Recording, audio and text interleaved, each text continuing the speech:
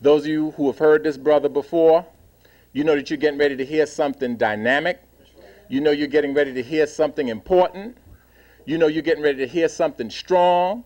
You know you're getting ready to hear something black. And you know you're getting ready to hear something that's going to wake you up if you're asleep and going to keep you up if you're awake. It is my pleasure to introduce the brother who is not only known as, but can live up to his name as the truth terrorist.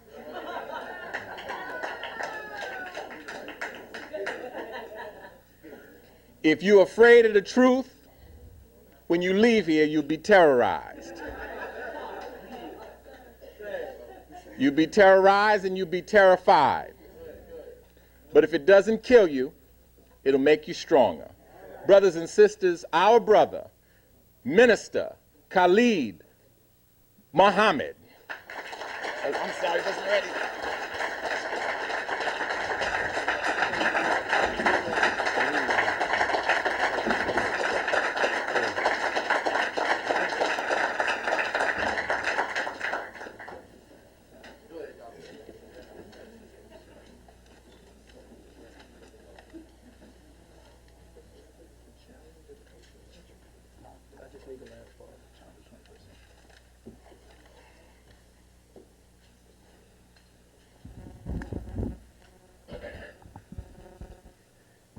In the name of Allah, the Beneficent, the Merciful, all praise is due to Allah, the Lord of all the worlds.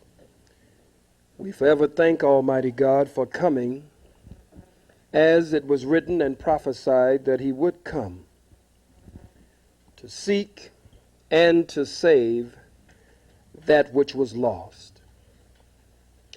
And we can find no other people fitting the description of the lost brother, the lost sister, or the lost sheep, except we, the 50 million or more, mentally and spiritually dead, black men and black women here in the hells of North America. And so we thank Him for coming in the person of Master Khallid Muhammad and raising up in our midst a divine leader, a divine teacher, and a divine guide, in the person of His messenger and His Messiah to the black man and black woman here in the hells of North America, the most honorable Elijah Muhammad. And we thank the two of them for the man who is my teacher and my mentor, and the man who is responsible for my spiritual rites of passage. I speak of none other than the premier leader, not only here in the hells of North America, but throughout the world, the Honorable Minister Louis Farrakhan. In their names, I greet you here at D&J Book Distributors in Queens, and to Brother Mark, and to his queen, and to others who are responsible for this forum. I greet you with the greeting words of peace. Assalamu alaikum. Hotep. Shalom. Share Lafia Ni. And free the land and black laws for all black people.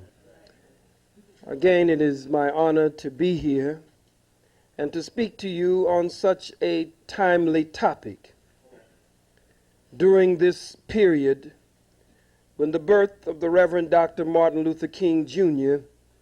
is observed by many and celebrated by many. The subject that you have given me, Malcolm X and Martin Luther King, human rights and civil rights, the challenge of the 21st century, is quite a challenging subject. Of all our studies, of course, history is best qualified and most attractive to reward our research. If we know what happened yesterday, we can intelligently discuss today, because today is built on yesterday, and tomorrow is built on today. And we should be intelligent enough that if we know what happened yesterday, that we are not likely to let the same thing go down again today. Our unity in sisterhood, brotherhood, and struggle is profound, principled, and forever. We choose the revolution of our people and the liberation of our people as our life's goal, and struggle as the method to achieve it. Our struggle is constantly and continuously against the oppressor and against all in us, which is in contradiction to our values and the choice we've made. We choose the liberation of our people, and our choice is conscious, full, and free. And we accept all risk and welcome all rewards it might bring. We have nothing better and more revolutionary and rewarding to do with our lives than to struggle. Struggle to bring into being a new world, a world in which we, our children, and our families can breathe and create and stand and walk in a warmer sun. This is the Kawaida Kiapo. And I want to begin with a note from Langston Hughes, since at this time of the year there is so much talk about the dream and the dreamer. Langston Hughes gives us this as it was made popular through Lorraine Hansberry in A Raisin in the Sun. And it begins, what happens to a dream deferred? Does it dry up like a raisin in the sun, or fester like a sore and then run? Does it stink like rotten meat, or crust and sugar over like a syrupy sweet? Maybe it just sags like a heavy load, or does it explode? Brothers and sisters, in a laboratory, no experiment is a failure. Even if the results of that experiment only proves that it can't be done that way, that experiment is not a failure. The experiment of the life and legacy of the man that we know to be Martin Luther King Jr., the experiment of that life was not a failure. It was not a failure. It serves us well today. Because even if it does nothing else, it tells us that it can't work that way. And when you find out in an experiment that it can't work that way, then the results advances your study, advances your research, and it should put you on firm footing toward real resolution and the best results that you might hope for. Dr. Martin Luther King Jr., here 30 years ago, and as he walked in Selma, Alabama, and worked in Selma, Alabama, and Birmingham, Alabama, and Montgomery, Alabama, and Chicago, and throughout the hells of North America, as the chairman or as the leader of the Southern Christian Leadership Conference, as Dr. King worked 30 years ago for us, it is written in the scriptures, what greater love could a man have or a woman than to lay down their life for their brother, for their sister, for their friend? Dr. King laid down his life for us. And if for no other reason, we must honor him for laying down his life for us, but we must analyze his life. And we, as the most honorable Elijah Muhammad teaches us, that it is after one has made the transition, after they have made the transition to what some call death, but what others call to the realm of the ancestors or the Egungun, then a period can be placed behind the testament of that life. And then we can carefully and critically make an analysis of that life. Dr. King laid down his life for us, and Dr. King believed in the moral conscience of the white man. And since we're talking about civil rights and human rights here tonight, I think it's fitting that we begin right there. He believed in the moral conscience of the white man. Well, I'm here tonight at D&J to tell you that the white man ain't got no morals and he ain't got no conscience. Dr. King believed in civil rights. Well, I'm here to tell you that the white man ain't too civil and he ain't too right. Malcolm believed in human rights. I'm here to tell you that the white man ain't too human and he ain't too right.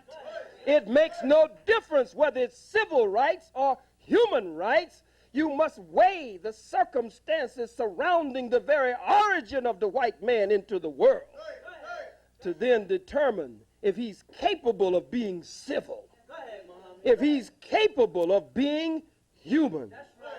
This we must put on the scale of Ma'at and give it the Ma'atic weigh-in and see if it strikes the Ma'atic balance.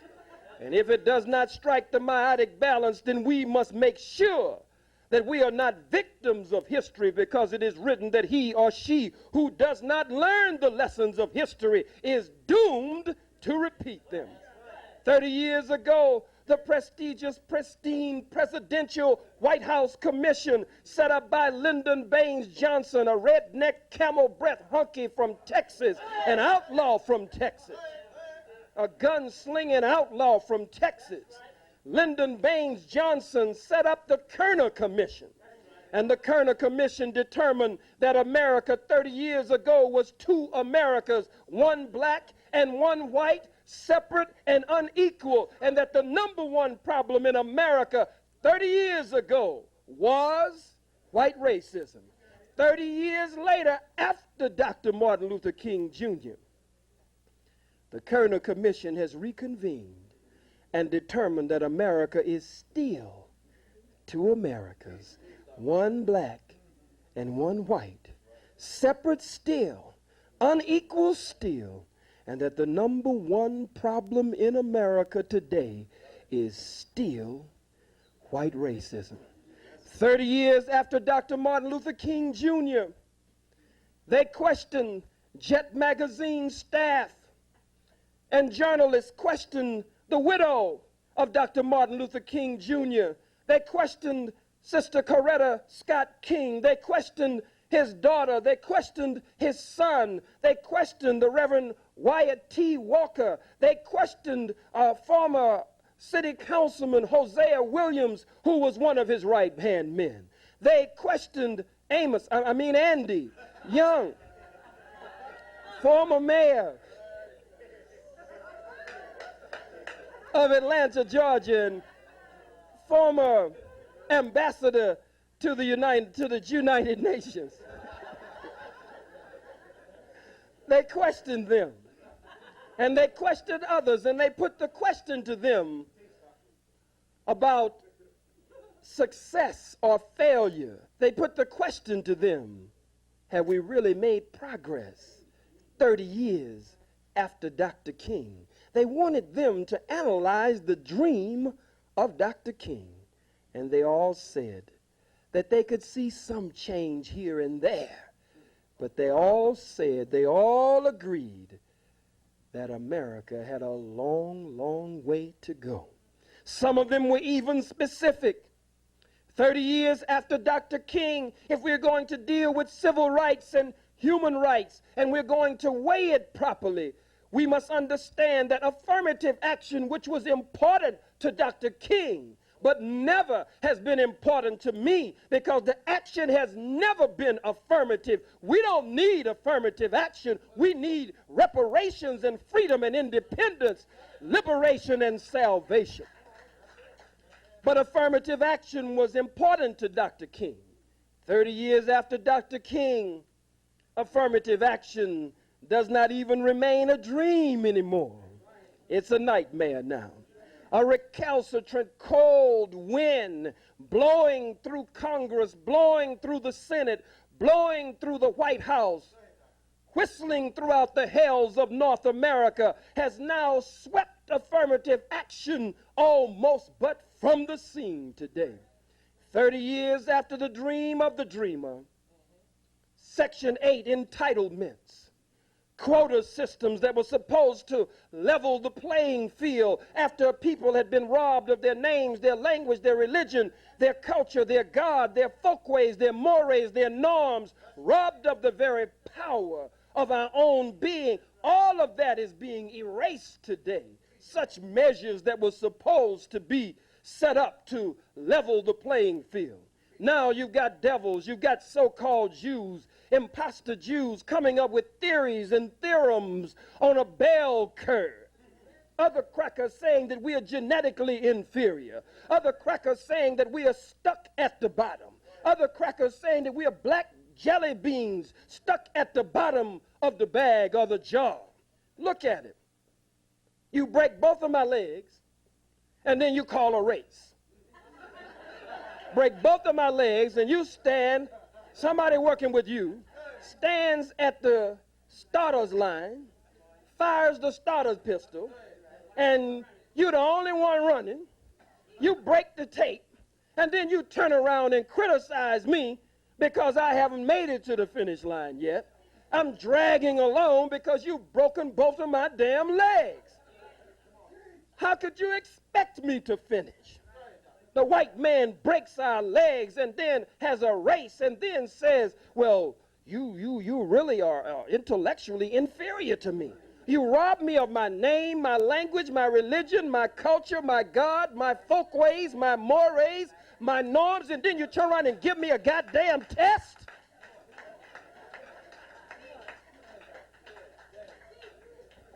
How could you expect me to score like you? 30 years after Dr. King, a Negro sits on the Supreme Court bench named Clarence Thomas, standing always against his people and always for the enemy who put him there, married to a big dinosaur-looking white woman. Look like he going home to Jurassic Park every time he go home. Nigga have to get on a step ladder just to get some sugar from that big, tall white woman. And I don't know why we do that. Don't know why we do that. Go and get the biggest, ugliest white woman we can find. Clarence Thomas have to hug her on one side and the beast is so big and then run around and hug her on the other side. 30 years. 30 years after Dr. Martin Luther King Jr., there's a rise in the Ku Klux Klan. 30 years after Dr. Martin Luther King Jr. and the dream of the dreamer and his civil rights. 30 years after Minister Malcolm X, El-Hajj Malik El-Shabazz, Brother Omar Wale, and his dream of human rights. 30 years thereafter, the white man still considers us 3/5 of a human being. At the Million Man March, we had well over 1 million to 1.5 million, maybe even 2 million, convened by the Honorable Minister Louis Farrakhan. The first foolishness was talking about separating the messenger from the message, which came out by Messy Jesse. He popularized this madness about separating the messenger from the message. Close to 1.5 million, 2 million. And the crackers say he saw 400,000. Why? It's because the cracker was still counting us as 3/5 of a human being. He got mixed up on them fractions. Got them fractions mixed up. 30 years after Dr. Martin Luther King Jr., 30 years after Martin Luther King Jr., a rise in the Ku Klux Klan, a rise in the Aryan Brotherhood, a rise in the American Nazi Party, a rise in the skinheads, a rise in militia groups, a rise in right-wing paramilitary hate organizations and hate groups and night riders and day riders as existed during Reconstruction. 30 years after Martin Luther King Jr., the Supreme Court has handed down a ruling in various states across the country. 30 years after Minister Malcolm X, Brother Omar Wale, El Hajj Malik El Shabazz, one believing in civil rights, one believing in human rights. 30 years after both of them, Malcolm said we must vote in a solid block, that we must vote in a black solid block. 30 years after Malcolm, the Supreme Court has handed down a decision ruling it unconstitutional for you to have what they call majority, minority voting blocks. And so gerrymandering and remaneuvering. And so now they're taking small black districts, brown districts, and dumping them over into bigger white districts to bust up your black voting block, which lets you know that you can register to vote all the hell you want to, but voting will never get your behind out of this condition. You running around registering to vote. Some of you don't have to clap for me. You say, well, he's stepping on some toes now. And I know they got that camera running, and I don't want the camera to catch me applauding because I'm really with these folks and I'm with those folks. Nigga, you should be with the truth. Stand up for the truth. Stop dilly-dallying. Stop pussyfooting. Stop beating around the bush. Tiptoeing through the tulips. Speak the truth regardless of circumstance and stand up on the truth from the cradle to the grave. That's your divine responsibility and duty to our people here, generations yet unborn, and to our ancestors who have gone on. That's your duty, and that's your responsibility. And so the voting blocks being busted up today. Unconstitutional to have a so-called majority, minority voting district. 30 years after Dr. King, the white man is killing us, it appears, like never before. You talk about slavery. You talk about the plantation. You talk about lynching. But when he kills a Yusuf Hawkins, when he kills a Philip Purnell, when he kills an Anthony Baez, when he kills a Brother Aswad, when he kills a Jerry Lee Amy and a Eula May Love, when he pulls the trigger and kills a Johnny Gamage or chokes a Johnny Gamage, or when he kills a Tyrone Lewis in St. Petersburg or Pittsburgh or wherever we are. It's 3 over here, it's 5 over there, it's 10 here, it's 20 there, it's 50 over there. He's lynching us today with a modern kind of lynching, and he's killing us today faster than he killed us on the plantation. You can't hang as many niggas from a tree and put a noose around their neck as you can pulling the trigger with an automatic and a semi-automatic weapon. But you miss 30 years after King and 30 years after Malcolm making a careful, critical, and correct analysis of what's going on. Because some of you still want to hold on. Maybe nobody in here. Maybe that's the ones who didn't come. In fact, let's establish some rules now. If I say anything that you don't like, just say, he ain't talking about me. Talking about somebody else. All right?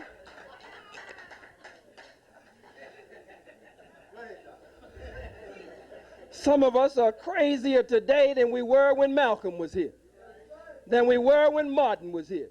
Some of you got your tikis and your sandals and your boobas and your dashikis and your red and your black and your green and your mud cloth and your kente cloth, and Christmas you had a damn Christmas tree in your house. You got your afro, you got your dreadlocks, you got your African braids, you got all of that. You crowned and gowned to the ground. But you got a dead tree that the peckerwood sold you in your house with some kente ribbon on it, with a Santa Claus with red, black, and green on. You got a red, black, and green stocking over the fireplace.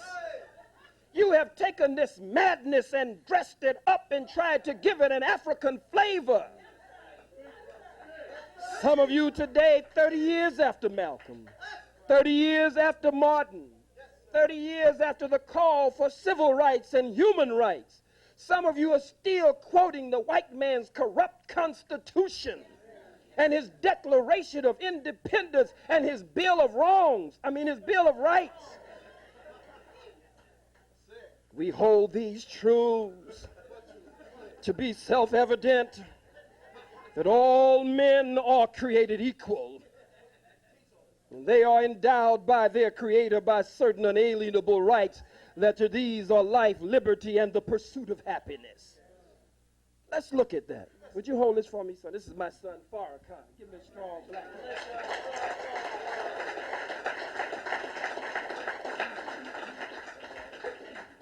This book is what color? Black. Black. Is that? It's all right, you can talk about it. What color is it? Black. This is just plain toilet paper, unused. Plain toilet paper. It's just wet. This is big, it's heavy, and it's black. This is what? It's small, it's light, and it's white. I'm here to tell you tonight from the most honorable Elijah Muhammad that all men, all women are not created equal, but we are created equally. So teaches the Honorable Minister Louis Farrakhan from the teachings of the most honorable Elijah Muhammad. There is nothing equal in the universe. One of your eyes is higher than the other one or lower than the other. One is bigger than the other. One leg is shorter than the other one, long as some of us walk like it. Some of us we know that one of our arms is longer than the other arm. There is nothing equal in the universe, but everything in nature has been created equal. Everything in nature has been created equally, but not equal. Let's look at it. Again, black, big, and heavy. Huh? That's right. Small, light, and white. But when I drop it into a law, look carefully now, look down, don't look up. And this ain't no magic, this ain't no abracadabra. This is not no hocus pocus, no shazam. Watch. They both hit the floor at the same time. Let's look at it another way.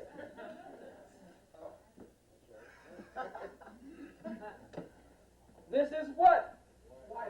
White. Talk back to me. Talk black to me. This is what color? White. This is what? White. All right. Let's look at it. We hold the two of them up. They're not equal, are they? No. One is big, one is small. One is white, one is black. Come on. Huh? Yes. One is heavy, one is light. They're not equal, but they have been created equally. And when you drop them into God's law, we did it at first with black being bigger and heavier and white being smaller and lighter. Now we do it the opposite way. And when we drop them, they both fall into a law and they both hit the floor, what? At the same time. Let's look at it even further. Freedom is a law of nature. Freedom is a law of nature, and justice is deeply rooted in the universal order of things. And it is the divine intent of the Almighty, all-wise God and Creator that everything live equally under His creation. Let's look at it. The ant and the anteater, the chicken and the chicken hawk.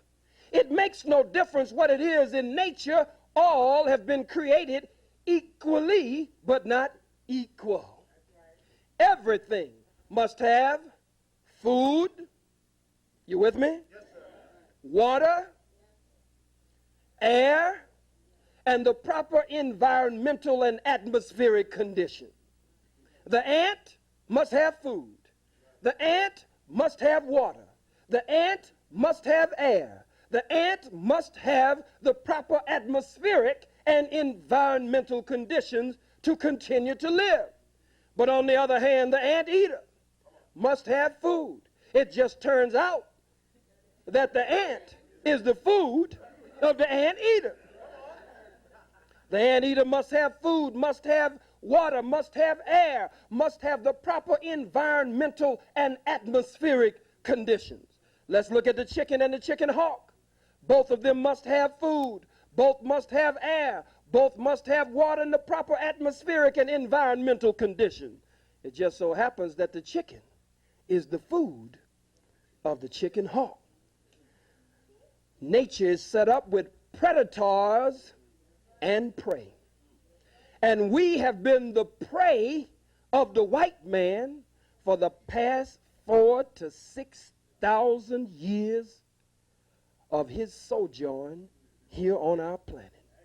The brown man and woman, the red man and woman, the yellow man and woman, all have been the prey of the white man.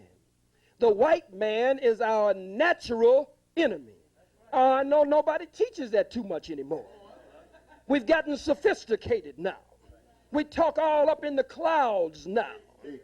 We talk all kinds of proper talk and talk that borderlines that we might be trying to get away, but we also look like we're trying to stay. All at the same time. We're dreaming of a brighter day in America. We got to search for tomorrow in America.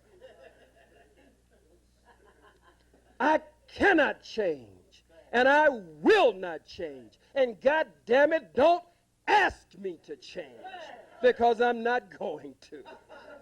The white man is not a devil, but the white man is the devil. And if the white man is not the devil, he's going to have to do until the real devil gets here.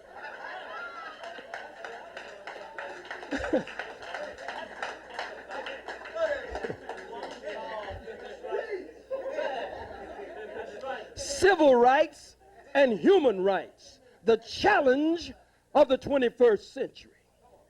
Look at it. If you're going to look at Malcolm X and Martin Luther King, you got to look at them in phases. You got Old Testament Malcolm and New Testament Malcolm. You got Old Testament Martin and New Testament Martin. Old Testament Martin had a soft line. Old Testament Martin had a soft line. New Testament Martin moved toward a harder line. Criticized America, challenged America, called America, stepped out of the realm of Negro affairs, stepped out of the box into the international arena, and started comparing the war in Vietnam with what black people were facing right here in the hells of North America. On the Ho Chi Minh Trail or the Edmund Pettus Bridge, Martin started making a comparison. So that's Old Testament Martin and New Testament Martin, from a softer line to a harder line. And I don't mind being unpopular if I stand on truth. I must say that there's again an Old Testament Malcolm and a New Testament Malcolm. Old Testament Malcolm leaned toward a harder line. New Testament Malcolm moved toward a softer line. Give a damn whether you applaud. Don't give a damn whether you nod your head. Don't give a damn whether you smile. I know they're not going to give you your money back, so you might as well just sit back and relax and deal with it. Let's look at it. Old Testament Malcolm said, a revolution is bloody. A revolution knows no compromise. A revolution uproots and overturns everything that gets in its path. Old Testament Malcolm said, if you knew what a revolution was, why, you wouldn't even use that word in your vocabulary. Old Testament Malcolm said, if you knew what a revolution was, why, you get back in the alley. That's Old Testament Malcolm. Old Testament Malcolm said all white folks are the devil. He said none of them are any good. He said if you find one that you think is good, kill him first before he turned bad. That's Old Testament Malcolm.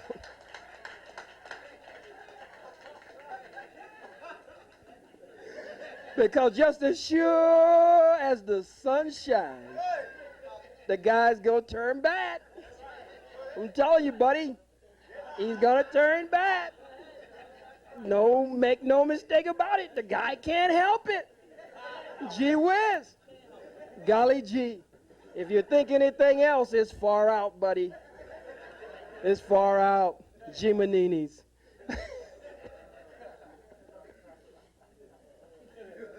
Old Testament Malcolm used not only spiritual and political and cultural terminology, he used revolutionary terminology as well. What does this say? Okay. You want to read it? Everybody look and say, what does it say? Did he say leave Malcolm alone?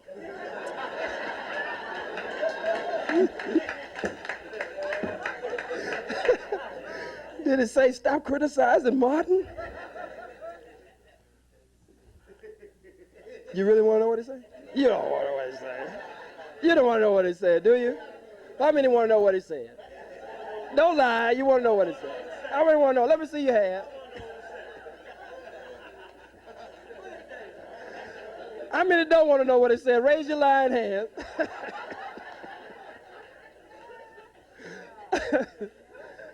It just says, can you take a 15-minute break? At some point, take a 15-minute break. And we're going to do that, and then we'll reconvene. All right? Is that all right with everybody? He said, that ain't really say that.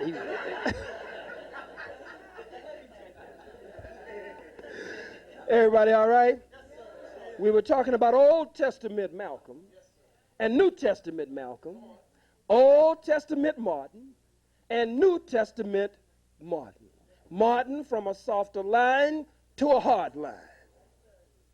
Malcolm from a hard line to a softer line. Not a soft line, but a softer line. New Testament Malcolm went back to Saudi Arabia. Now, he'd already gone in 59. And whatever he saw when he went back the second time, now believe me, he saw it the first time. All right? Okay? All right?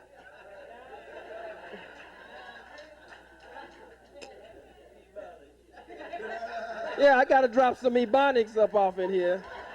All right. I drop a little ebonics, y'all the folk to know what I'm talking about. You know what I'm saying?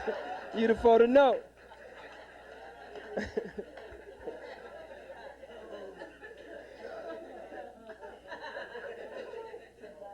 He went to Mecca. This takes nothing away from him. These are lives that were not allowed to be private lives.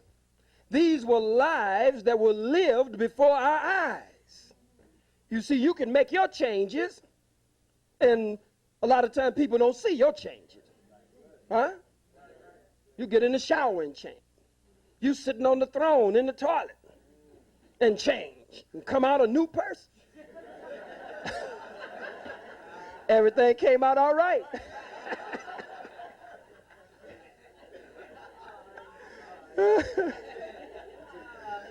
Some of you go to one Juma prayer, you're a changed person.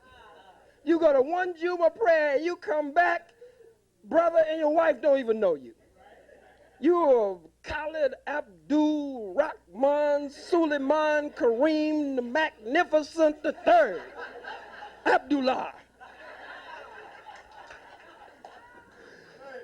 Got an Arabic accent and one Juma prayer. You come back in the door, Assalamu alaikum rahmatullahi barakatuh.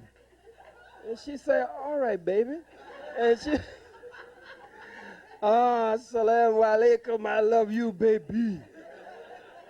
And she said, well, what's the matter, baby? No, I'm not baby anymore. I'm Khalid Rasul Kareem Rahman. You go on. She said, nigga, I know you. You Willie Bobo. When you go and take 30 minutes of karate. Try to slant your damn eyes in the mirror. Want to eat chop suey and egg foo young all the time. We just wow. Robbed so thoroughly of a knowledge of self until everybody's culture makes an impression on us. The best way to defeat the oppressor's culture and alien culture is to live your own. It's to live your own. That's the best way to defeat it. New Testament Malcolm went back to Saudi Arabia after he had been the first time. And he went in and he came, he wrote postcards back. He sent letters back saying, here I am in Mecca, and it's a sight to behold. Here I am, he said, sleeping on the same mat, eating from the same bowl, drinking from the same cup, with men whose skin is the whitest of white, whose hair is the blondest of blonde, whose eyes are the bluest of blue. This proves that it can work, that integration can work. He was interviewed. He said, I was in Mecca, he said, and I was with men whose skin would be considered white in Mecca. He said, but they had Islam. And he said Islam made them different. Islam didn't allow them to act like racists. And that's what the white man in America needs, Malcolm said. He needs Islam. Well, wait, let me tell you something.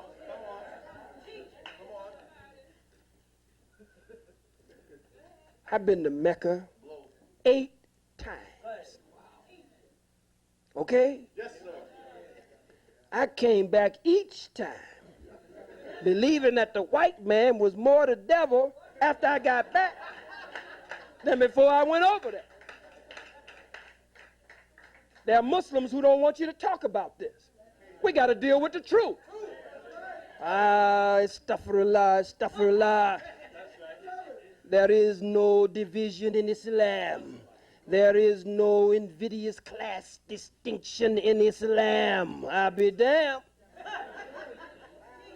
I was in Mecca at the Mitar, or the airport. The biggest delegation to come to Mecca is represented by the blue, black, purple, black Nigerians and Senegalese from West Africa. West Africa sends the biggest delegation. Some of our brothers and sisters so beautiful, so black, looked like they would spit ink. It's black. Spit black ink. I saw some of them, their greatest dream, even though they might be 70 or 80, some in their 90s, is to just make it to the holy city of Mecca one time in their life before they pass on. Some of them want to die in Mecca. That's their dream their whole life through. I saw elder sisters looking like they were 80 years, 90 years old in the airport. I saw racist white Arabs with their gutra and their matob and all of that they wear. I saw them run through the airport and grab elder Nigerian sisters and Senegalese sisters and grab them and snatch them and just throw them across the airport. And I'd run to their white behinds and grab them and throw them against the damn wall.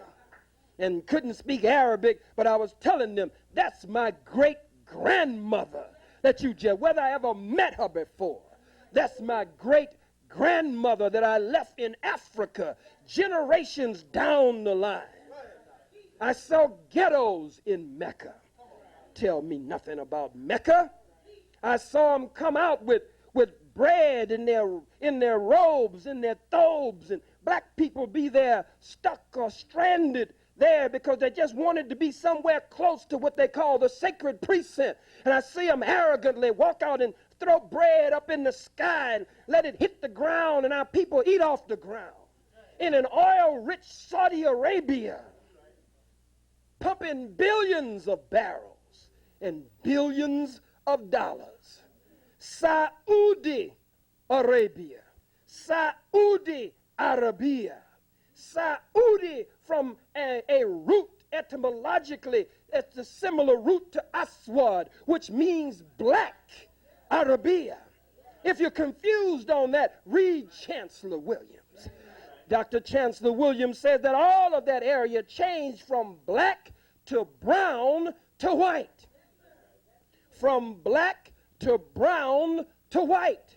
That they drove us from the centers of power. And they set up in Saudi Arabia, as they call it today. They set up in what is called Israel today. They set up in Syria. They set up in Jordan. They set up in Morocco and Algeria, if I didn't say it. They set up in Egypt. They set up in Libya. They set up in all of those areas and drove us from the centers of power. And those areas changed from black to brown to white. You don't want to talk about that. You say, well, what about slavery? Let's talk about slavery in Islam. I haven't seen the slavery, but I'll tell you what I did see. I was in Medina at Masjid al-Nabi, the Prophet's mosque in Medina. I saw these men with their eyes back in their head. Their temples were recessed into their head, gaunt looking. Looking East African or looking Ethiopian or Somalian or Eritrean, which is all the same. All the same. Until the white man started his game over them. They were rough on the women in the mosque. They were just grabbing women and throwing them all over the place. I didn't mind as long as they were throwing the white women.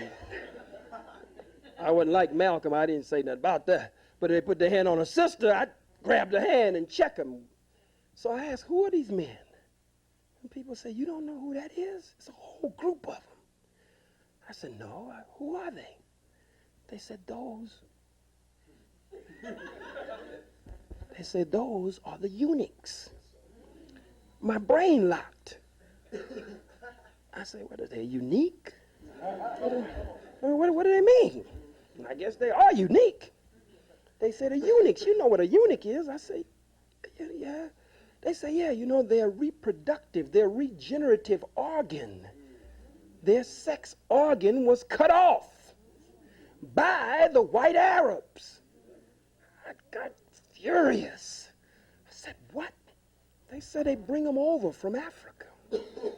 And they cut their regenerative and reproductive organs off so that they can watch over their harems and watch over their many women, and they not have to worry about the African brother impregnating one of their women. I had nightmares, dreams about these brothers. For nights, they were very antisocial. They didn't want to deal with anyone. They stayed among themselves. They had this kind of resentment, as I said, for women and for anything outside of their immediate circle. I saw that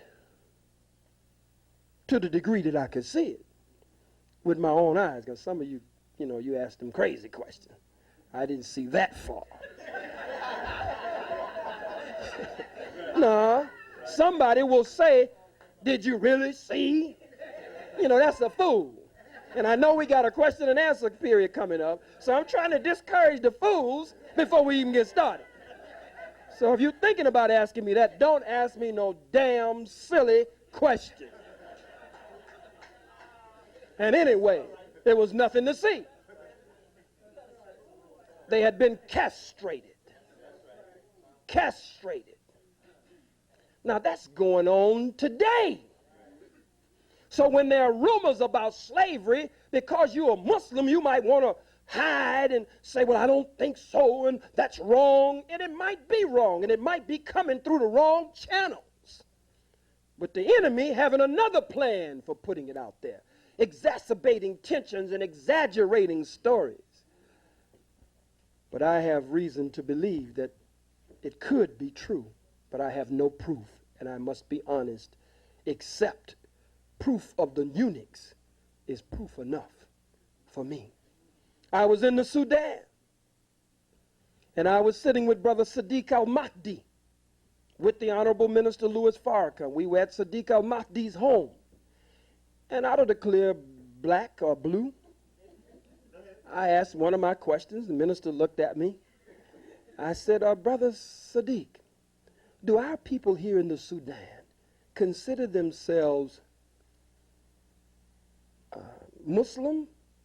Or, no, I didn't say that. Do they consider themselves Arab or African? He never hesitated. He said Arabs. Now, he's in the Sudan. He said, we are Arabs. Anyone who speaks the Arabic language is an Arab. I said, brother, that sounds, the minister looked at me. But he didn't stop me, though. He let me go on. I said, that sounds like Arab imperialism to me. You mean you're an African and you deny your Africanism? To say that you're an Arab, I could have understood a little bit. If he would have said, we are Muslim, then he would have been dealing with something in a religious or a spiritual realm. But he said, we are Arab. And I hear many arrogant Arabs say, oh, assalamu alaikum, alhamdulillah, we are so happy that you have accepted our religion, Islam. Say it's not your religion. All that I'm covering now deals with Malcolm's dream of human rights. You can't get human rights legislated from The Hague in Netherlands. You can't get human rights legislated from any white European body on the face of the planet Earth.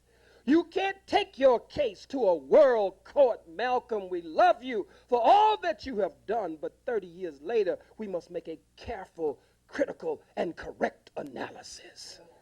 You can't take your case before the United Nations. Rockefeller paid for a greater portion of the very ground that the United Nations is sitting on. All of the African nations and Asian nations can vote together in a solid block. And one cracker, one stinking cracker can walk to the podium, may not even walk to the podium, hit a button or hit a lever at the desk and veto. One cracker can veto all of the votes put together. Am I lying? How many know what I'm talking about? Let me see your hand. If you don't know what I'm talking about, just keep your damn hand down. Some of you won't raise your hand. You don't have to raise your hand. Hell, you know some of the ones that didn't raise their hand know I'm telling the truth. But you want to keep the lie out there because some don't want to give this white man up. Human rights. You are the human. You are the human. He is not a human. You are the human. You naturally have the moral and spiritual and ethical nature. I'll do that in part 2 after the break. I'll lay this out and I'll cover it after the break. I've been, and I will get back to Malcolm in a minute. I've been to Muslim countries. I've been to Christian countries. I've been to capitalist countries. I've been to socialist countries. I've been to communist countries. I've been to so-called Jew countries. And no matter what the social, political, economic, academics system is, wherever the black-white dynamic existed, I found the white on top and the black on the bottom. If it was based on race, I saw the white race on top, black race on the bottom. If it was based on class, I saw the white folks in the upper class and black people in the lower class. I'll go into it a little deeper when we get back. We'll go back into Islam. Islam cannot change the white man. Stop telling that lie. Nothing can change the white man. The white man is coded that way. You want to believe with this human rights and civil rights talk, you want to believe that there are good white folks and bad white folks. There's just two kinds of white folks. Bad white folks and worse white folks. That's all it is.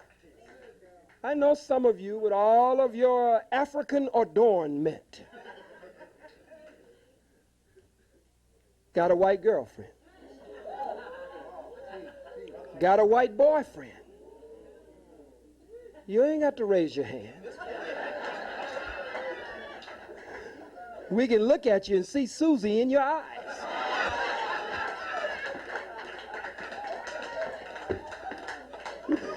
You don't get off so easy, sister. We can see Bob, we see Bill, we see Larry in your eyes. Merv, Doug, Bud. Some of you got these crackers walking around with dreadlocks. That's one of the most dreadful scenes that you could ever see. There's a cracker with these phony, funny-looking dreadlocks. Brothers and sisters, humanism. If we look at it, you're the human being. You're the human being. You gave morality to the world. You gave ethics to the world. You gave spirituality, the notion even if they haven't accepted it, or nature won't allow them to receive it. You gave the notion of spirituality to the world. You gave religion to the world. You did. Before you, there were none. After you, there'll be no more.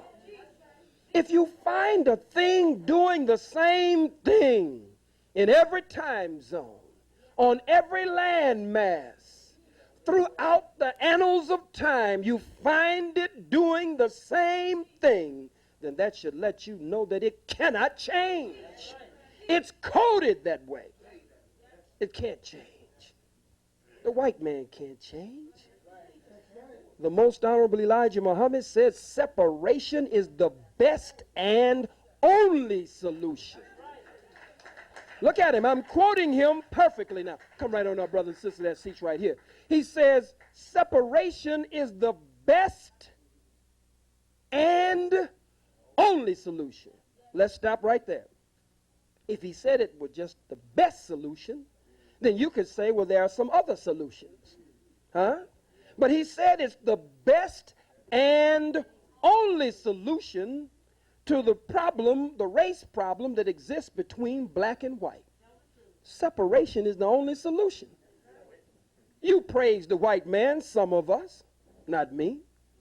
You praise him for his Declaration of Independence. You praise him for separating from the British Empire. The Declaration of Independence was an act of separation. 13 little scrawny colonies separated from the British Empire. Is that right? Paul Revere, George Washington, Thomas Jefferson, John Adams. These faggots with pedal pushers and ruffles on their shirts and wigs on their head. Then the Minutemen. I'm not going to get into that.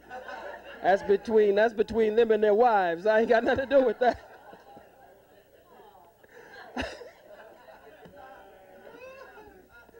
I don't know why their wives call them the Minutemen.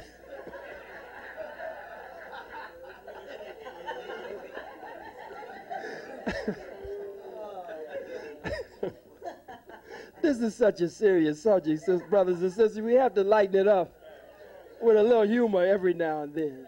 You give me the signal, brother, when would you like to have that break? Would you like to have it right now? How many would like to take the break now? How long should the break be? 15 to 20 minutes, and during that 15 to 20 minutes, what's procedure? How do we? All right. Brothers and sisters, let us now take our break, and we'll be back in a minute.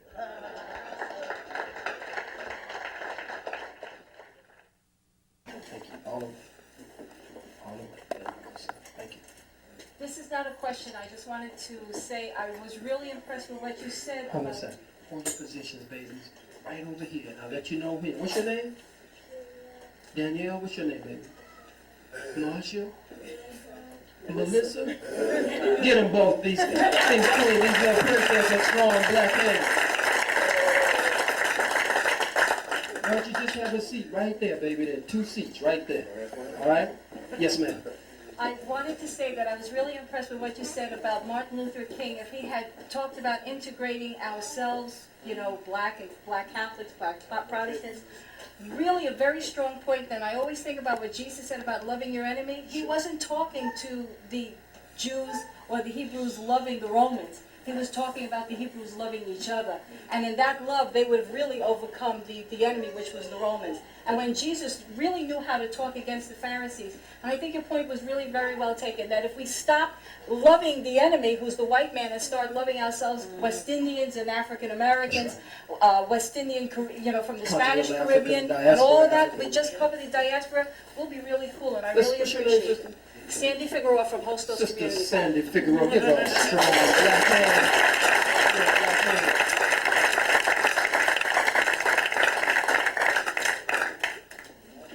Let me get brother and then I'll come here. Yes, sir. I saw your hand second.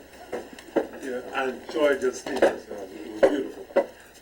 What I wanted to ask you about, I seen that Geraldo fest in Washington. Negro walked out on you. Geraldo. Yeah, and I would like your comments on that, because it wasn't complete. He did like that when it wasn't going his way. Yeah. I'm talking about when we were on the Geraldo show. I call him Geraldo because he's just prostituting himself. He's a disgrace to the Puerto Rican brothers and sisters.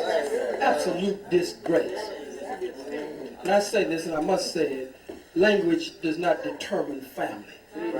Some of us speak Spanish. Some of us speak French. Some of us speak English, Portuguese. You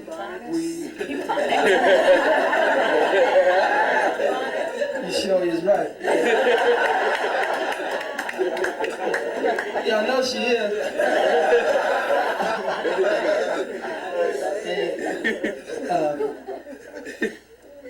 The point here is that some of us have been bitten by a French dog, some by an English dog, some by a Spanish dog. It makes no difference. We've all been bitten by the same dog. It just speaks different languages. So when we walk the streets of New York or wherever we are, we can't be divided by language. Language cannot and should not divide us. This was just a main point that I wanted to make. Sister covered her point quite well. There was no need to add to that. But the last part of your point, brother, was... He cut it. When he cut the show. When he cut it. That's your main focus. It wasn't going his way. I understand. It was supposed to go 2 hours. But we were told that it would go 2 hours. It was based on the Jews here in New York. We were in D.C. It was based on the Jews who controlled the show. They were watching it, of course. And they would determine whether it would go 2 hours or 1 hour. My presence was so disruptive. Just being there before I even said anything. The little sissy from Harvard, Alvin Poussaint. Now, brothers and sisters, we all knew a month before the show who was going to be on the show. He knew I was going to be on the show. I knew he was going to be on the show. We knew Chris Darden would be there. We knew that the warrior lawyer, attorney Malik Shabazz, would be on it. We knew, what's her name, Barbara Shipp. Who doesn't want to be called Barbara, she just wants to be called Shipp. I'm not going to get into that. Sounds like some bullshit to me. I didn't say that other word.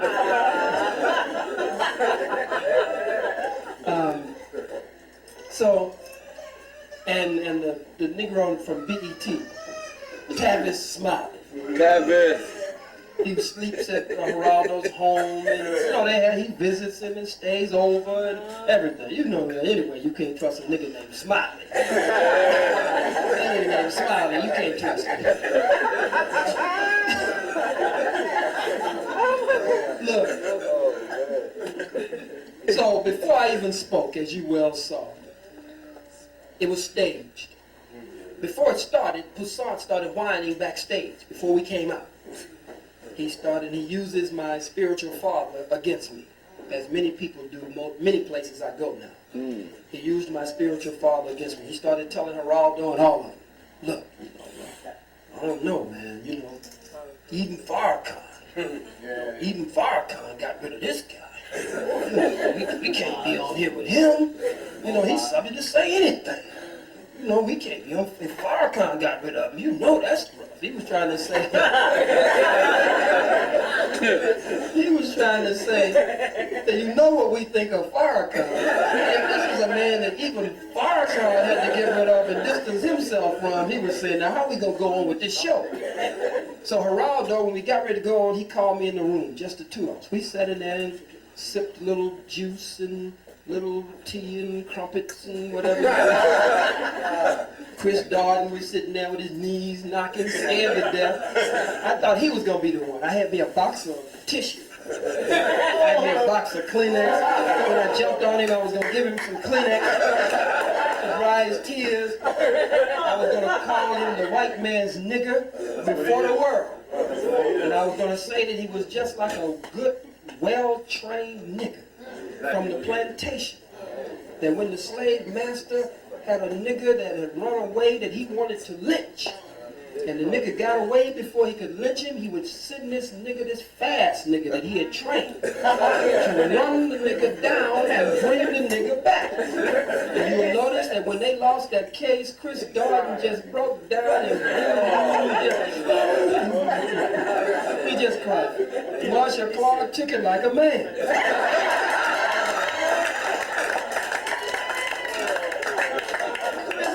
Down and just boo-hoo. And I was going to say before the world that he was crying because he was begging the white man. He was telling the white man, don't get rid of me, boss. I know you wanted to lynch this nigga. I tried to catch the nigga for you. But the nigga's a Heisman Trophy now. The nigga used to hurt him and run him through them airports. I tried, boss. I'm sorry I let you down. If we got some more niggas, I'll catch them. I was a good prosecutor. It's a good prosecutor.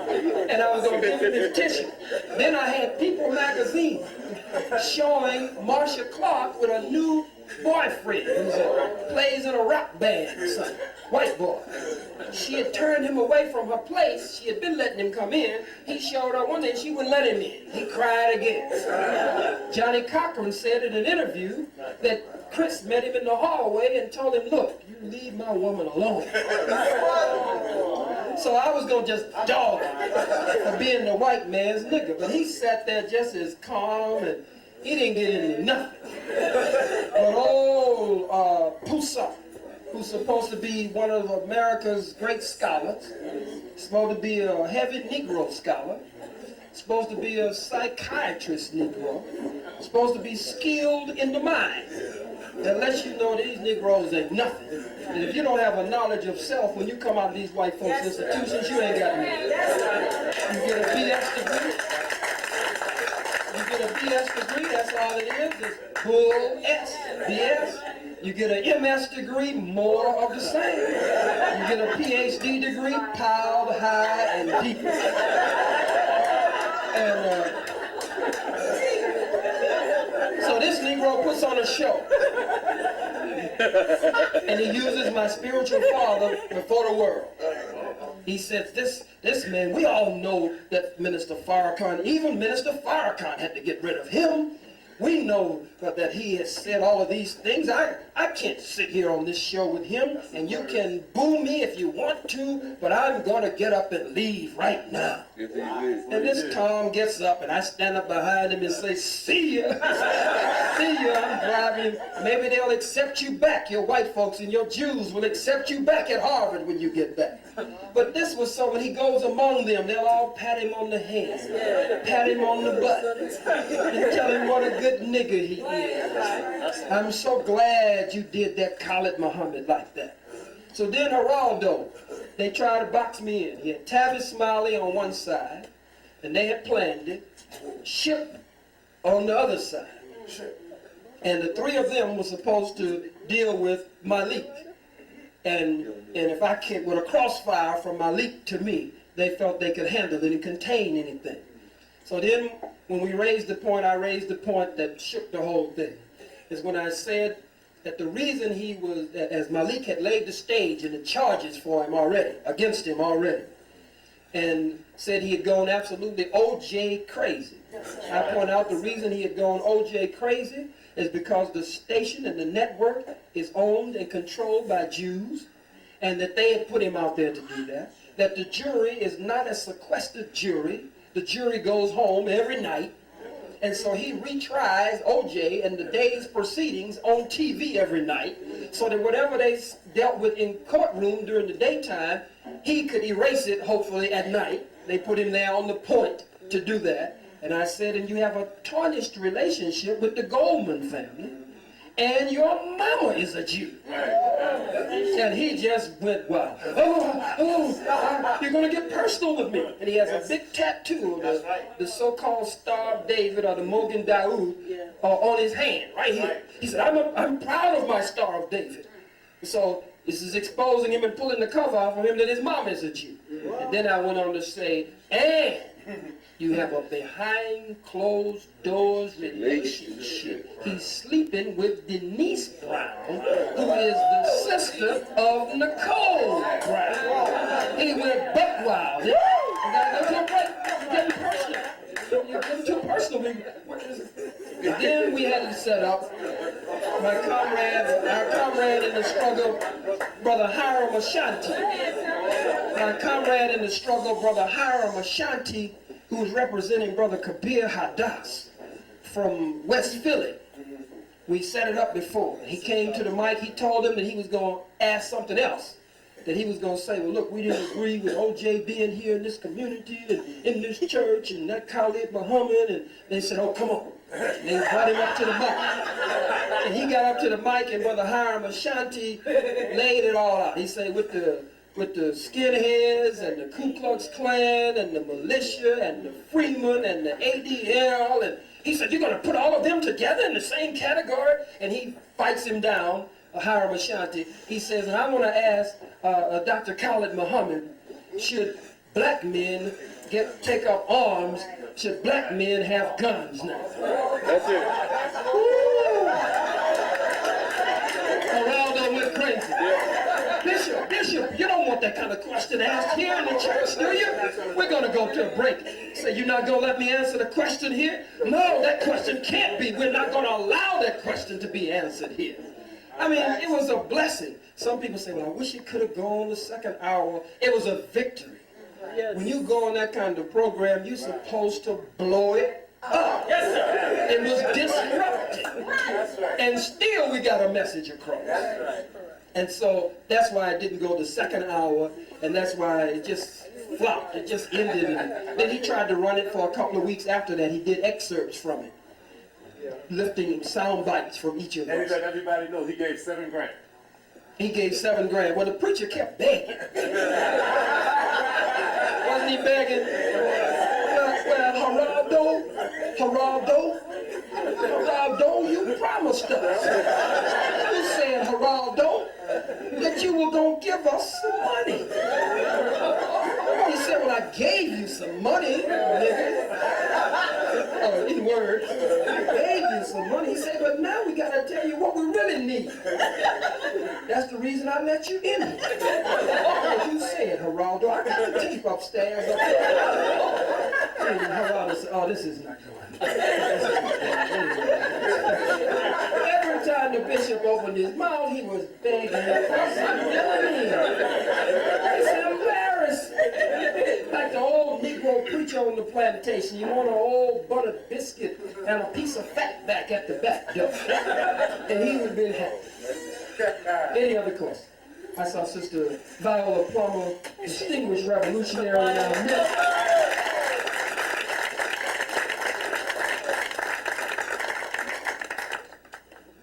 Brother Khallid, we are indeed indebted to you, not for a speech, brothers and sisters, but for a program of action. So my question isn't to Dr. Khallid, because he's doing his work. My question is, what are we going to do? Okay.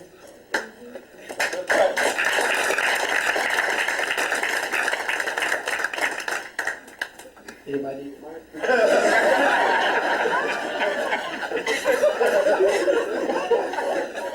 That's all the phone. That wasn't rhetorical. That wasn't rhetorical.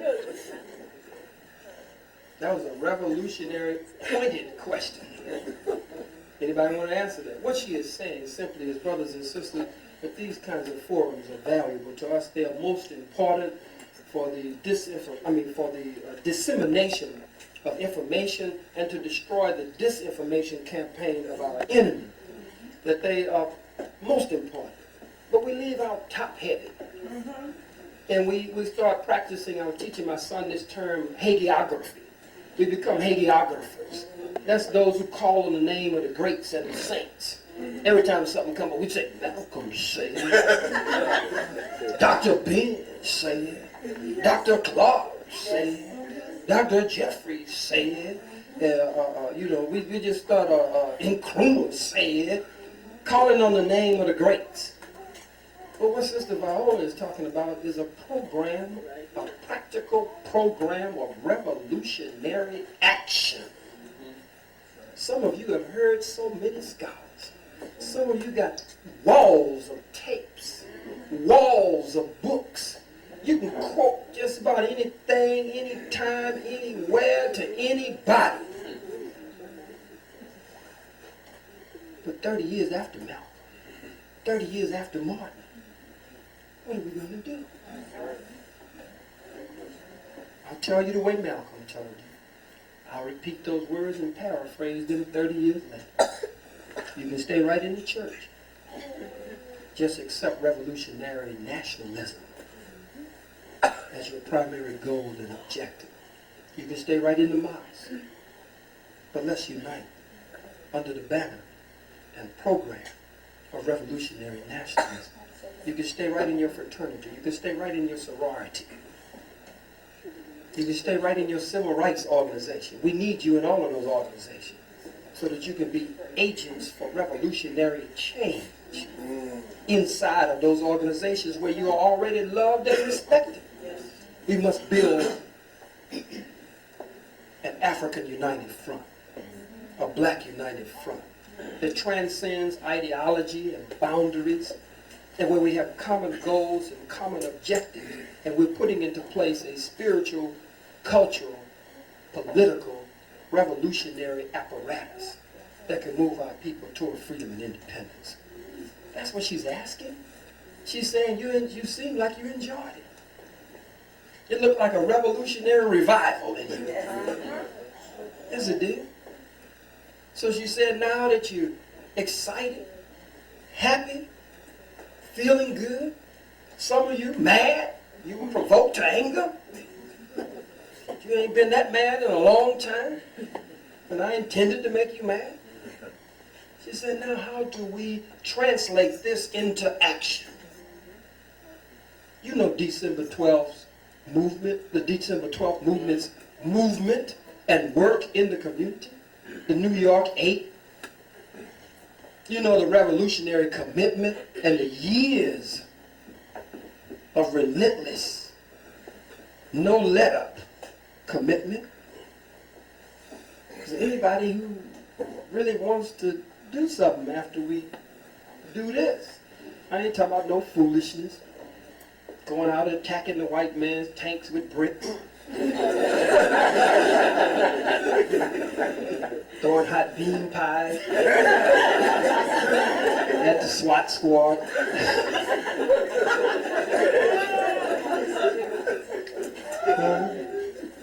Throwing a videotape. Or a revolutionary book at the white man. I'm not talking about nothing silly. But with the conscious among us, the conscious community, we're criminals. The conscious community is involved in criminal activity. It's a criminal enterprise. How? Because you have the knowledge, you have the wisdom, you have the understanding, you have the consciousness. We have it.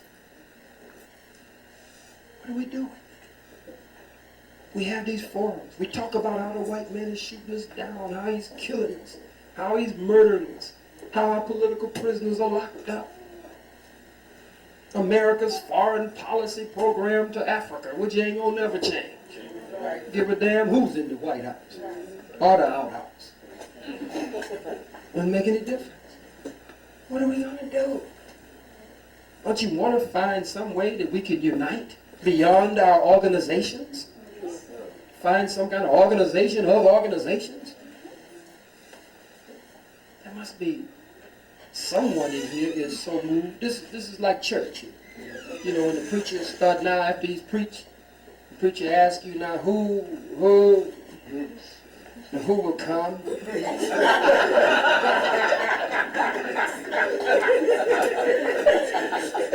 Who does not have a church home?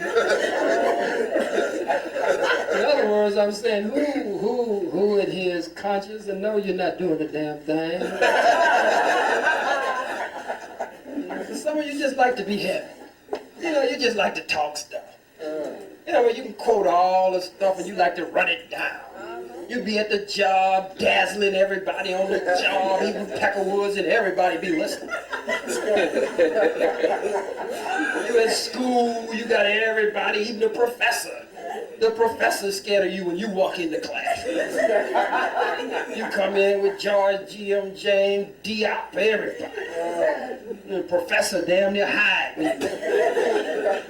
That's revolutionary too. But can't we come together?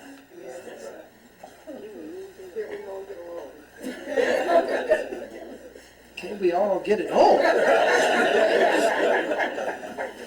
Can't we all just get it on? I'm begging you. Can't we all just get it on? That's what she's asking. Do we have a mailing list here? Did we make a mailing list? Did we get everybody's name, address, and phone number that's here? No. Let's circulate a couple of legal pads and tablets in the audience. Can be kept here at D&J, and I think Sister Viola should take a copy of that with her. And I'll be working with December 12th. And New York 8 from this point on. I believe that we all have to Free the land. put down these artificial barriers. You don't have to be, die a tribe and be born a nation. All this tribalism. I'm from this tribe. I'm from that tribe. My tribe wear this. My tribe wears that. I roll with everybody. I'm with the brothers with the bow ties and the semis. To me, that's real. I go all over the country, and everywhere there's a revolutionary, radical movement, I hook up with them immediately. Co-chairman of the new Black Panther Party this coming. So how you gonna be with the Black Panther Party and you? What's the contradiction? There's no contradiction. Let's reinforce each other. Minister Farrakhan said to you at the Million Man March, join an organization. Huh? Minister Farrakhan is the leader of the Nation of Islam. He's also a lifetime member of the NAACP. Yes, he is. He's a member of NAILS, the National African American Leadership Summit with Ben Chavis and Jesse and all of them in there. That's all right. That's all right. I want to join a national revolutionary movement where all the radicals, the militants, and revolutionaries come together. And we'll give this white man hell from one end of the country to the other end of the country, with Minister Farrakhan organizing the civil rights leaders and the pastors. And ain't nothing funny about that, because these are people we ain't been able to get together. That's right. We ain't been able to catch them. We ain't been able to get them to even halfway respect each other in the same room. He's able to do that. But I want to organize all the radicals, all the revolutionaries, the freedom fighters, nationalists, Pan-Africanists, those who want to build a black power movement. Ain't no contradiction in that. That means we got the white man going and coming. Huh? Hassling him and harassing him and all of his fronts. So let's circulate this list. One to be left with D and J, Brother Mark, and brothers and sisters here, D and J, and one with Sister Viola, if you don't mind, because it was she who put us on this path here tonight, at least, with that profound question. Is there anyone here who has you've already given, but you want to give a more substantial donation? Is there anyone here who would like to give 10 or 20? Sister Viola Plummer, there's babies, where the babies? Where'd they go? He said, that man talks so much. The brothers up front. Brother Craig, go to Sister Viola. Just step right on.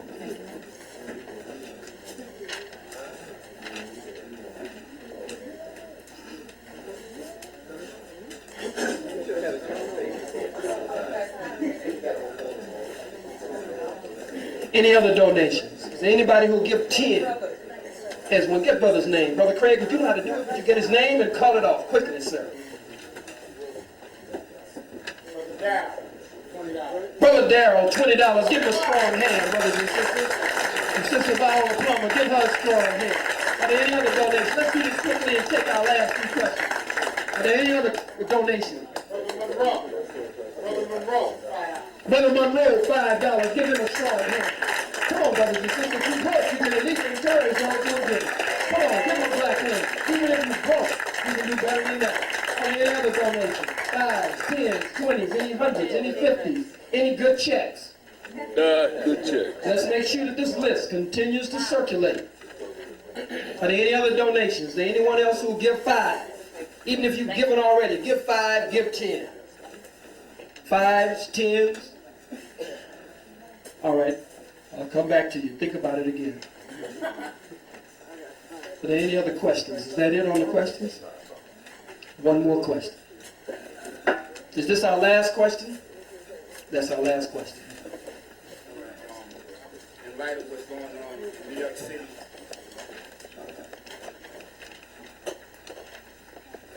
in light of what's going on in New York City with police brutality, okay, I was listening to Al Sharpton this morning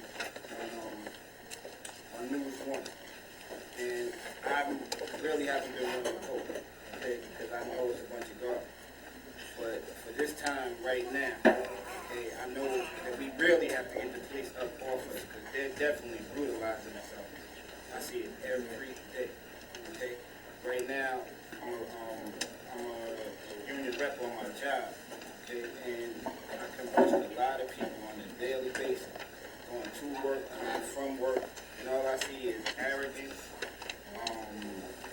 You name it, they do it. Even from looking at the sisters walking down the street in tight stuff, not licking their lips and blowing kisses, you know what I'm saying? And it's very degrading to me. Now, even though I don't vote, what Brother Al Sharpton was saying today made a lot of sense to me. And for right now, would you consider him to be back, or should we look into backing him for the mayoral run? Because I really don't try not to get into politics unless I feel it's worthwhile for blacks or if it's going to benefit my family and my loved ones. So would you tell me if you personally would back Sharpton if he's going to bring change? And from what he was saying today, it made a lot of sense to me. Well, first of all, I don't vote, and I never have. And even if I could, I wouldn't. There would have to be some very special circumstances that would cause me to vote. And under those special circumstances, then perhaps it would be possible. So far, I haven't seen those special circumstances. And right now, as I said, I'm an ex-convict, proud to say it.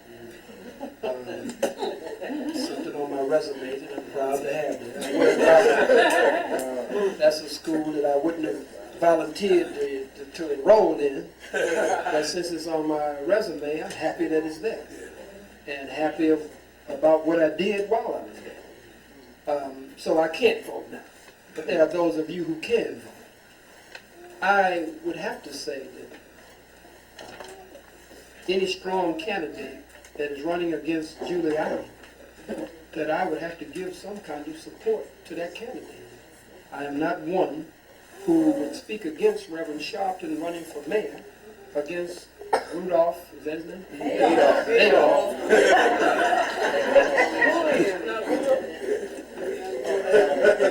Adolf Hitler, Adolf Giuliani. So, my brother, I would have to say that, do you know any other candidates that are running? Anybody else? If there are any revolutionary nationalist candidates running, then I would have to swing my support behind the revolutionary nationalist candidate. But if there are no revolutionary nationalist candidates running, and Giuliani certainly is not a viable option for us to have to contemplate, I would have to say that if Reverend Sharpton is the candidate that from among us that is running, and we have no revolutionary nationalists who has gained the reputation that we would swing our vote and support behind, that those of you who vote, that it's a decision that you should make. I don't think you have much of a choice, meaning you don't have a real decision to make. It's not a real decision that you have to make. I mean, but there's some Negroes who go vote for Giuliani. Some Negroes who go vote for Giuliani, straight up. So I think it's ridiculous to vote for Giuliani under any circumstances if you're a voter. And if Reverend Sharpton is the candidate running against him and a black man from among us, then I don't think you should have to make any real decision. I wouldn't go with it at all. Yes, sir. I'll come to you. There's a fund to elect the next black mayor of the city of New York that has a slate of candidates. They're not candidates, they're draftees. And the process is still open to anybody who wants to be nominated, or anybody who wants to nominate someone. The key people who are running it are the brother Andy Gill and Ira Williams. The process is that you pay for someone that you want to nominate. It's a $500 cost. There will be a convention in which there's for $99, anyone who has $99 to put up, an organization that has $99 to put up, whatever it is, can have a seat on the delegates. The candidates so far that have been drafted, if someone has put forward $500 to nominate, Sister Adelaide Sanford, Reverend Dennis Dillon, Felipe Luciano, Marta Vega. There's a list, and my name was submitted also on the list. I'm not a politician, haven't ever run for anything, but I was the first candidate drafted. In fact, I was gotten there under a ruse. I was asked to come there to give an award to someone and found out that I was drafted. I don't expect obviously to run for mayor, but if somebody has those kinds of aspirations, they could get into that process, and they could also help to promote the convention. The convention will be happening around February the 21st. In the absence of any other process whereby the people as a whole, or our people as a whole, can put forth a slate of candidates, to me the fund to elect the next black mayor is a viable option. Also, Reverend Sharpton is one of the draftees, and he has agreed to participate in that process. At this point, it looks to me, just as an observer, that he's probably going to win. But if someone wanted a different kind of candidate, that process is open. Okay. Let's hear everybody. Let me get further and come here. As a revolutionary, how do you feel about a system, if it's already been put in place, to be able to rechannel our funds back into our pockets? It would depend on that. You know of a system like that that's already been put in place? Yes, I do. What is that system? Black Heritage Products?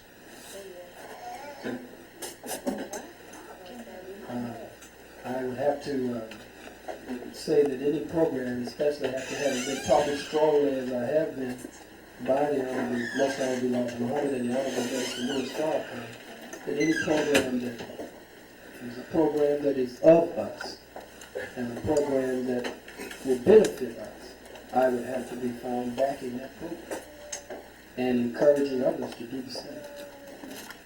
So is there a way I could perhaps get the information to you, or Certainly. At the close of this meeting, we'll exchange. by all means? Sister Viola. I wanted to speak to the brother's point. Yes, ma'am. The brother raised the question of these police in the street and the killings and the rest of it. And with all due respect to everybody's political position, that the electoral system, the mayor, governor, all of those people will never affect any change for black people. We went through this process in the 60s with King Gibson, okay? And all I want to tell brothers is that if the police got a program called Zero Tolerance. Yes. The only way that we're going to put the police in check is to make the tolerance go from 0 to 100.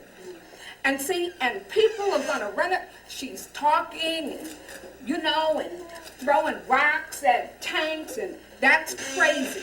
But what I am saying is that if you wanna put the police in check, and there's you, this brother, that brother, that brother, and that brother that say they wanna put him in check, and y'all see the police being out of control, it's your duty to step to it.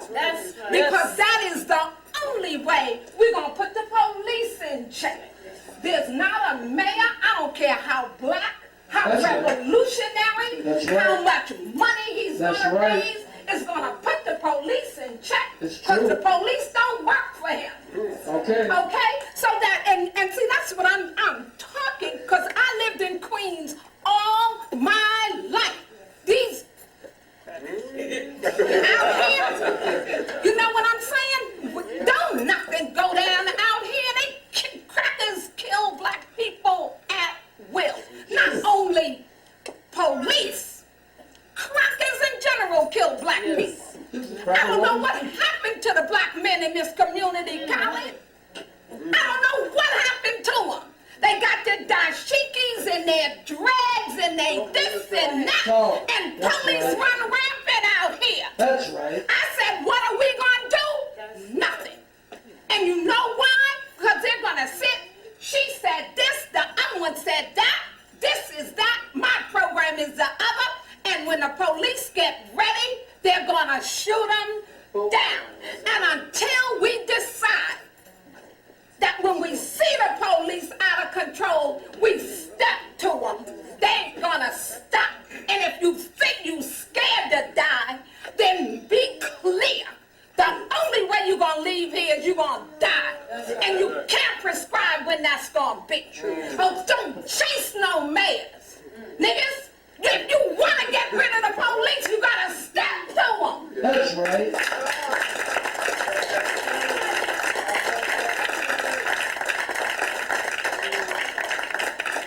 Back that point up and underscore that point. Yes, it does. When you elected Dinkins, Right. you believed that Dinkins was going to be a goddamn miracle mayor. When you elected that Coke nigger in Washington, D.C., Marion Scary, you believed it was going to make a difference. When you elected Uncle Tom Bradley, Yes. in Los Angeles, when you elect these Negroes, you think that it's going to change our condition.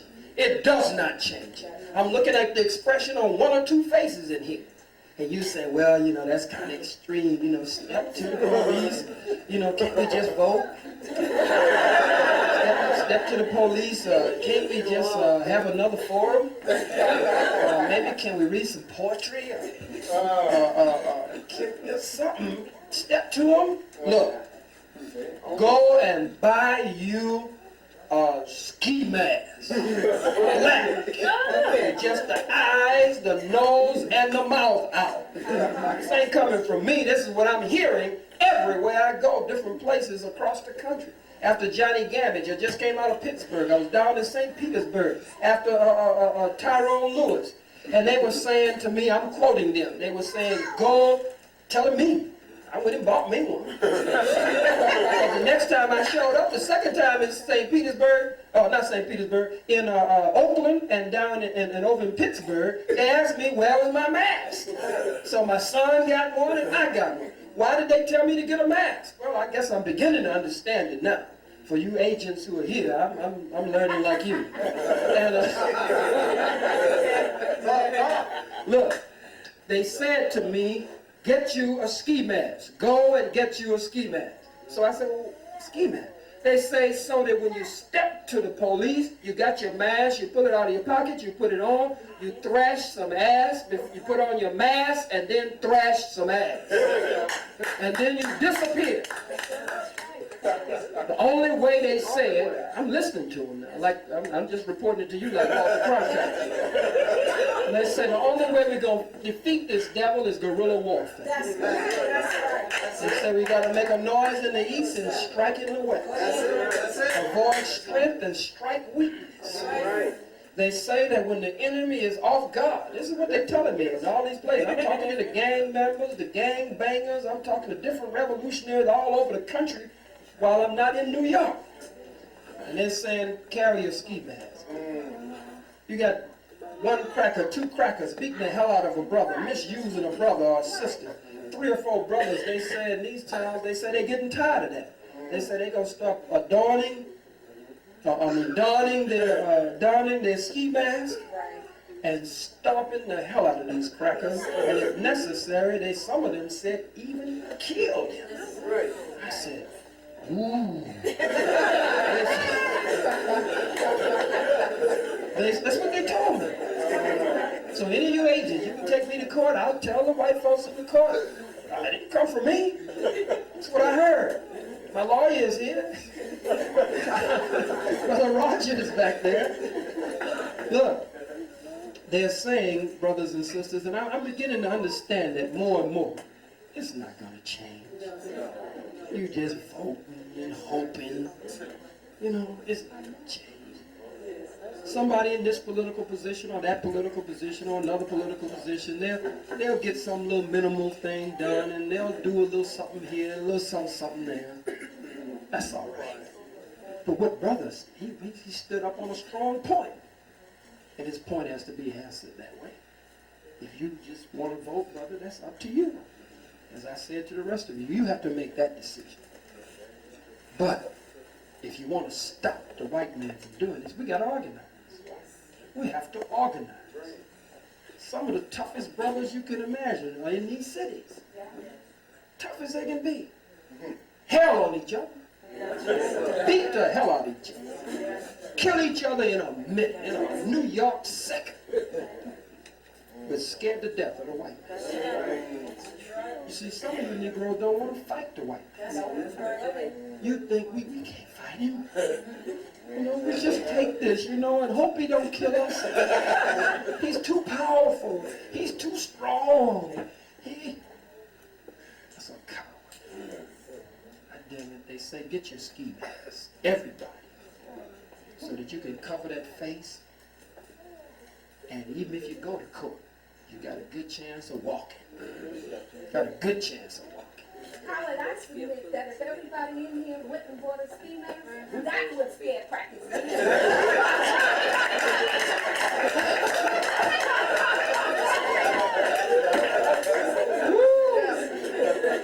So what we're looking for a slate of ski mask candidates. I'm looking for a slate of ski. I'm not joking. God damn it, I'm not joking. Does the Black Heritage sell ski masks? Sir? Does the Black Heritage sell ski masks? No, I'm sure they're going to start saying that. I'm sure they are. I'm tired of this. Aren't you tired of this? Can't you see we just go around and around and around in the same vicious cycle? I vote for this one. I'll vote for that one. I hope this some white man will. I talked to a Muslim. It hurt me to my heart. From the Nation of Islam. He told me how he had voted for, he voted for Clinton. But he told me how he had voted for the governors. Who were the two? Pataki and who was the other candidate? Cuomo. That he voted for Cuomo because he hated Pataki. I said, that's tacky to vote for either one of them. I said, why would you vote for either one of the crackers? Just don't vote. You ain't gonna end up no worse off and you ain't gonna end up no better off. Unless you do some other things that we haven't tried yet. So I'm just sharing with you the things that I've heard around the country. Now, according to what I've heard, we need to raise another $120. Can we raise that $120 from everybody in here? I'm sure we can. Is it everybody give $3, $4, $5, or 2 or 3? Take it out. Let's go and pick it up. Let's raise the 120 and let's finish. If you got 20, put that in there. If you got 10, put that in there. Let's finish it up. I asked what was needed, and they told me what was needed. Let's put some 10s and 20s and 5s. Hurry, quickly with the baskets. People get tired. You gotta move quickly.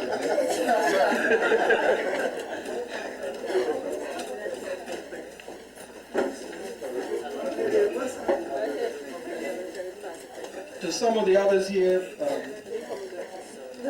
my son reminded me, and it's true, you know, some of you feel that that Reverend Sharpton has done things in the community to come to the aid of the community. Many of you believe on many occasions. Some of you believe that Reverend Sharpton has done some things in the community that are detrimental to the community. That's why the decision must be made by you. I've shared with some of you that from a revolutionary standpoint, a revolutionary has to operate sometimes behind enemy lines, but you can't lose your mind while you're operating behind enemy lines. And we must have allies in various camps.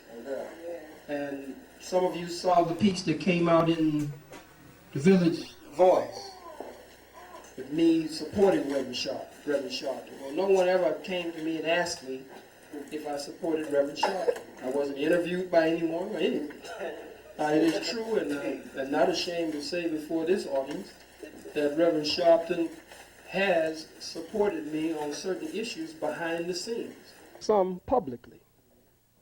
And in truth and reality, I would have to say that to you. And there are others who have done so.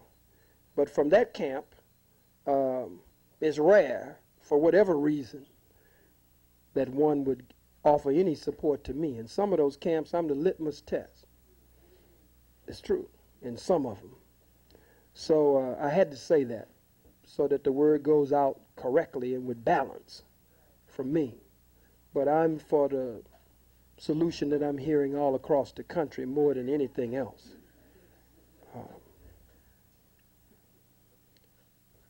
Did we collect what you needed, Brother Moore? Okay. Yes, sir. We got to get out of here. Yes, sir. You had a question, sir? All right. Yes, sir.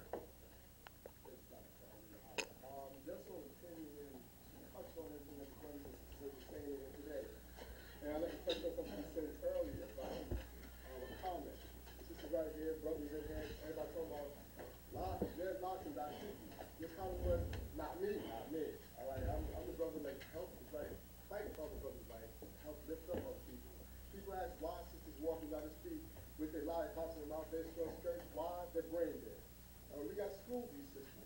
We have school youth brothers. Why are they walking around these types of ways? Why are they wearing pants halfway down to their knees? They're dead in the mind. We educate the mind, the behind will follow, actually. And then, as you said, unify religion. Religion is a way of practice. But when we everybody call we say God, we shall unite that way and to continue to go that way. Thank you, sir. Let's get a brother a strong black hand. I can't leave you out, my brother. Yes, sir.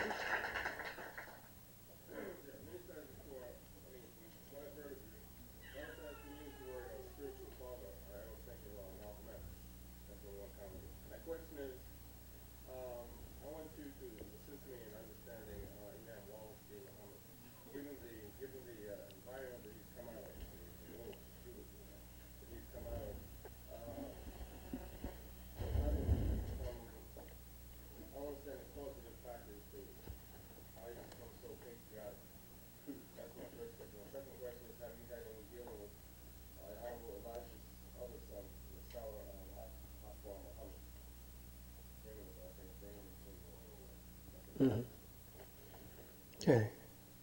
First of all, I have never met Akbar Muhammad. You know, there are two Akbar Muhammads. There's Minister Akbar Muhammad, who is the international ambassador of the Nation of Islam under the Honorable Minister Louis Farrakhan, based in Ghana. This is not the Akbar Muhammad that brother is referring to. What's your name, brother? I know you well. Brother Yusuf, absolutely. He's referring to the youngest son by Sister Clara Muhammad of the Honorable Elijah Muhammad, Akbar Muhammad. Studied at Al-Azhar in Cairo and some other places. I have never met him and never had any direct contact with Brother Akbar Muhammad, son of the Honorable Elijah Muhammad. Your question about how Wallace D. Muhammad could become so patriotic, really it was a choice to some degree that he made. Beyond that, when he was born, October 30th, 1933, when he was born, Master Farad Muhammad, at that time, was getting ready to leave his student, the Honorable Elijah Muhammad. Two men were born in 1933 who have made tremendous impact.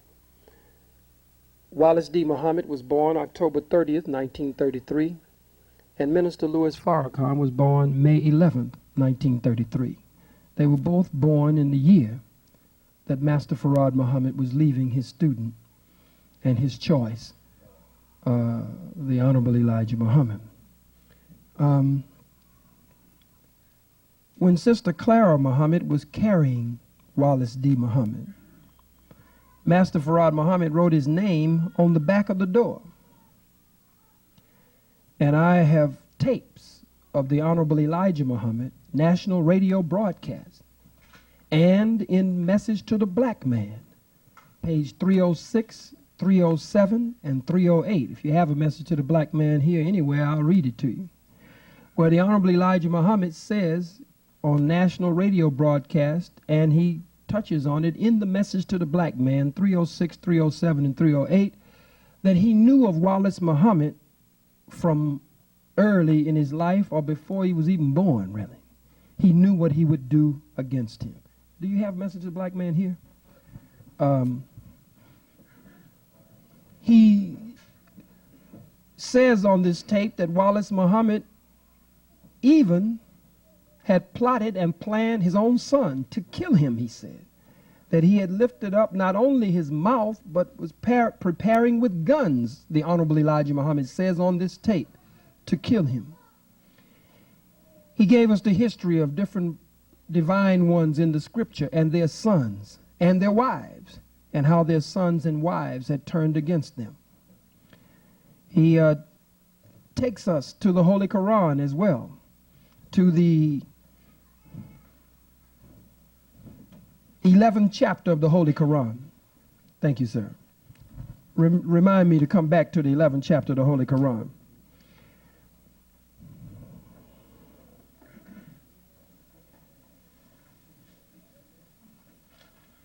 Question. You listening?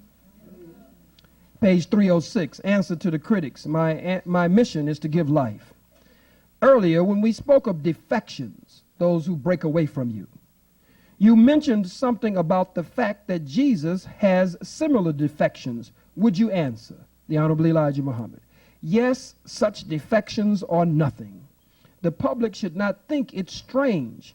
This time in which we live, we have the actual Spirit of God moving among the people. Question. Well now, in time, sir, your grandson, Sharif, or your son, Wallace, or Malcolm, ever expressed the desire to return to follow you again, would you accept them? Answer. There is nothing unforgivable. The Holy Quran teaches you. The only thing that is unforgivable is this, that you will not accept Allah as God and not accept his messenger as his messenger. These two things are one. We say the belief in Allah is the belief in his messenger of the prophet of Allah, as the prophet of Allah. The belief in the messenger or the prophet of Allah is a belief in Allah. If you disbelieve in one, you disbelieve in both. You cannot believe in one and disbelieve in the other. This is the knowledge the world has not realized, and this is what God wants the world to know. I'm getting ready to drop the bomb in a minute. When God chooses his representative for the people, he speaks to the people through that representative. And if the people will accept that representative, we call them prophets, apostles, or messengers, then they are accepting Allah. But if they reject him and still say they believe in Allah, they are considered enemies of Allah and disbelievers, because that is Allah in that representative, and you cannot accept one without accepting the other. You have got to accept both. You cannot get the blessings of Allah if you reject his messenger. Now these boys that you are referring to, they do not worry me. I do not give my time arguing with them or talking about why they believe or disbelieve. I do not even argue with them because I knew these things in the beginning. I knew they would act like this, some of them. I was told about this 34 years ago. Now the book came out approximately in the mid-60s. 34 years ago is the time that Wallace Muhammad at that time was born. But they did not know these things, and I am not excited as the public would be, or as the public would like to see. In some cases, if the son disbelieves in his father must be wrong. But that is not so when it comes to a messenger of God. If we say that it is true, then it stands true in the common life of the family. There are some children who never sincerely accept their fathers as they should. There are some fathers who never accept their children as they should. So this is the nature of the human family of the earth, and when it comes to spiritual teachings, it is also the same. Not all of the family of a messenger are such as Noah and Lot. They do not always have true believers, but that did not detract one atom from his messengership. You do not take advantage of that unless you get into war or trouble with God. You do not say, I do not believe in him because his wife or his son does not believe in him. Why should I follow him? You would be getting yourself in trouble because that is given. I do not care anything about those who fall away from me after I have pointed out the truth to them, and despite this, they get wrong and go away from that truth. I'm almost finished. I am not responsible for this. For whatever they say against me, it is against themselves. What they preach and tell the people in order to get the people to disbelieve in me is much like Absalom and his father David. Absalom stole the affection of the people because he thought he looked better and younger than David. He thought therefore the people would follow him and that he could steal the people over to himself and get rid of his father as king and be the king himself. But he was not to be the king. The man that was to be the king had yet to be known. That was Solomon. These facts are all put there to deepen our knowledge, and time repeats these things over and over again. And so this is what we face today, and I'm not surprised. The public is surprised, some of them, at the deviation of Malcolm or my son Wallace. I am not surprised, but they cannot yet say I am not the messenger of Allah. They cannot take that away from me. Page 306, 307, 308. He talks about Absalom, the son of David, and how Absalom, very quickly, how Absalom tried to steal the affection of his father and his father's followers. He turns to the 11th chapter of the Holy Quran, and how Noah's son turned against him, and how ultimately God said to Noah, he is not your son. He is the very embodiment of evil and unrighteous conduct. If you ask me about that son one more time, I will drown you along with the disbelievers. And so Wallace Muhammad had left his father at least 3 times and went out against his father. He always, more or less, kind of leaned toward the American way. When he spoke in Atlanta, Georgia, in his Atlanta address, he said this. He said, if America is attacked by a Muslim nation or an African nation, he said he would be on the side of America. He said, I am not going to jump up out of my nation against some foreign nation. and I'm not lying on him at all, he went on to say, even if my nation is wrong, I will fight within my nation to correct my nation, but I am not going to jump up out of my nation to fight against my nation.